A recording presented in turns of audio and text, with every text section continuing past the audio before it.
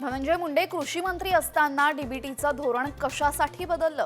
नागपूर खंडपीठानं राज्य सरकारकडे मागितलं स्पष्टीकरण. संघ घेणार भाजपाच्या मंत्र्यांची शाळा, हिंदुत्वाचा अजेंडा कसा राबवायचा याचं करणार मार्गदर्शन. वाल्मिक कराडचे पुण्यामध्ये आणखीन 3 फ्लॅट, दुसरी पत्नी ज्योती जाधवच्या नावावर फ्लॅट खरेदी, साम टीव्हीला सूत्रांची माहिती.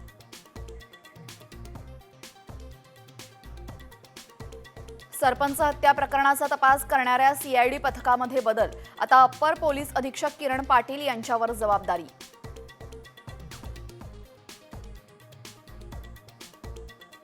विधानसभा निवडणुकीतील यशानंतर एकनाथ शिंदेंचा राज्यभरात आभार दौरा, 23 जानेवारीपासून दौऱ्याला सुरुवात.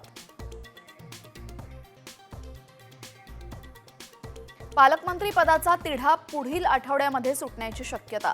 अंतिम निर्णयासाठी महायुतीची 2 दिवसात बैठक, रायगड, बीड, सातारा, जळगाववरनं वाद. अपघात झाल्यास कंत्राटदारांना तुरुंगात पाठवा, खराब रस्ते बांधल्यास अजामीनपात्र गुन्हा, रस्ते वाहतूक मंत्री नितीन गडकरींचं वक्तव्य. कांदा उत्पादक शेतकरी पुन्हा अडचणीत, बांगलादेशकडून कांदा आयातीवर 10% शुल्क आकारणी, निर्यातीत घट होण्याची शक्यता.